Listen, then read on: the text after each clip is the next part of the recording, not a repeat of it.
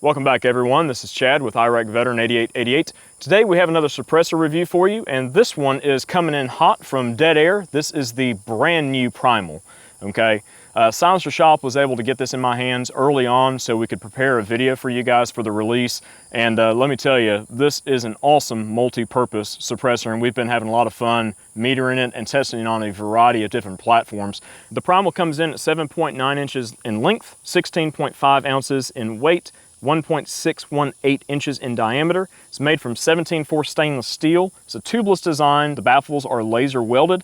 The coating is a high-temp Cerakote, and also in typical Dead Air fashion, the Primal has no barrel restrictions and is full auto rated. Now, being a sealed design, this is not rated for rim fires, okay, like 22, like some of the user serviceable designs that are out there on the market. So this is meant for centerfire cartridges only, but you can run everything from 9mm all the way up to 338 Lapua Magnum, okay? It is threaded with sort of the industry standard 1 3/8 by 24 ASR threading on the rear. What that allows for is the use of many different companies' adapters that are on the market, including, obviously, the 5/8 by 24 direct thread and the hub to P-Series adapter that are included with the Primal. Now, what this allows you to do with the P-Series adapter is use things like the Ghost 3-lug and the Ghost Series booster housing in order to run on your handguns. It's not ideal on a handgun because of the included weight. Just the can itself weighs 16.5 ounces, and then you're getting on up into close to the 20-ounce mark with the included adapters necessary to run it on a handgun. So you're basically hanging like a polymer framed handgun off the end of your polymer framed handgun. So not ideal, but it certainly can be used, and it performed adequately well. But what this allows for as well is the use of the new Xeno adapter from Dead Air. This is a take on like a left-hand thread precision type of mount for this particular suppressor. And it's very low profile, and the brakes and flash hiders that are available are pretty low profile as well, and they have a nice taper interface surface to them, which is quite nice. Always you can use the classic Chemo adapter, which goes with the Sandman series of muzzle brakes. Those have been around for quite some time and are quite effective. All right, but with the ASR threading on the rear, it does allow you to use other companies' mounts like the Silencer Co. ASR, Silencer Co. direct thread mounts. Also, some of my favorite mounts are the ones from Area 419. Now, these are a taper mount, left-hand thread, precision mount for your centerfire rifles. You place the tapered adapter on your rifle, and then you're able to use the Hellfire brakes as well as the rear mounts for the ASR thread pitch, which makes swapping between a brake and a suppressor effortless. And I've tested this numerous times with repeatable point of impact shifts between the brake and the suppressor time and time again. These are amazing mounts, and I'm glad that Dead Air went with an ASR thread pitch on the rear just like they did with the Nomad to use these compatible mounts, because these things are awesome. All right, now we can't do a video on a brand new multi-purpose 460 suppressor from Dead Air without talking about its direct competition. I just happen to have a hybrid in my pocket. All right, now look, I've had this hybrid for a number of years, and it is a fantastic suppressor. But with the Primal on the market now, a fully welded stainless steel suppressor, I would have to say that this one would be my pick these days if I was in the market for one.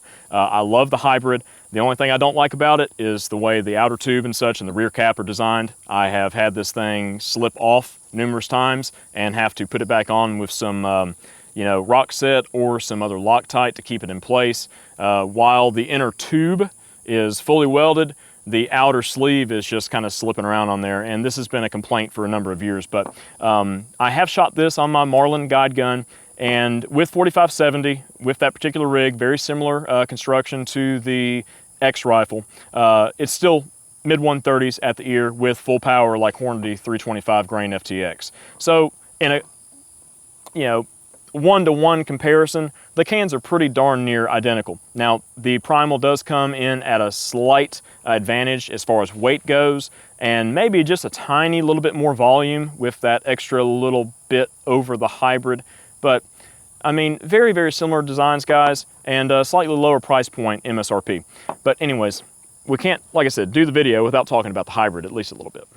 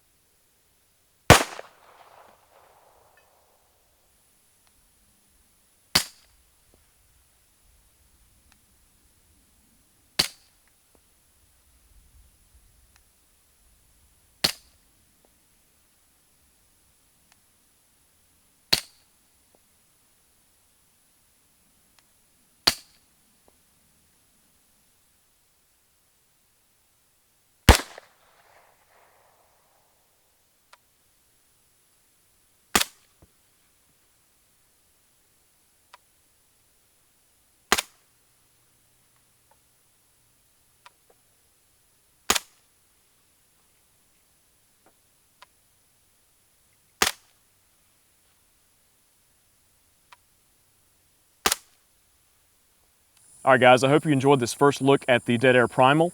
John and I had a good time metering this thing. It took us all day, but it was well worth it to figure out, how this thing performed.